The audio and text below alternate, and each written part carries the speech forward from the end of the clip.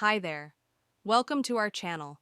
In today's video, I will give you quick tips on how to use Excel for productivity, so let's get started. Here is the quick tip number 1.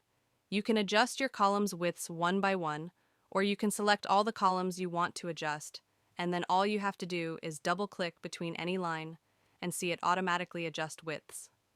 Quick tip number 2. Repeat last action. Here I am bolding my heading, and then all I have to do is press F4 key and it will repeat last action. You can do this by selecting multiple cells now. Quick tip number 3, inserting multiple columns.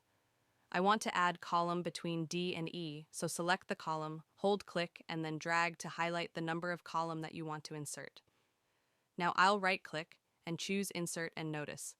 What happened? My column E scooted over to the right. Now quick tip number 4, how to insert today's date. The quickest way to do that is to hold the Control key on keyboard and then press the semicolon button, and today's date will appear. Now if you select these two and then drag it down, it will add today's date in all cells. It's time for quick tip number 5, how to add AutoSum formula. You may know about the AutoSum button. Here at the top you can just click on it, and it will automatically try to add up numbers that are near it.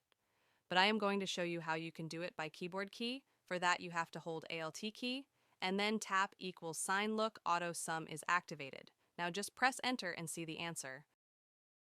Now quick tip number 6, convert data into table. For that, all I have to do is click anywhere inside my data, then hold the Control key and tap T, and I get a little pop-up. Now press OK.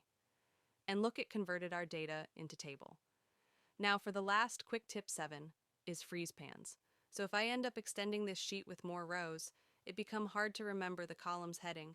So to freeze panes, you have to tap underneath the row that you would like to freeze, and then hold the Alt key, hold W key, and press F twice quickly now.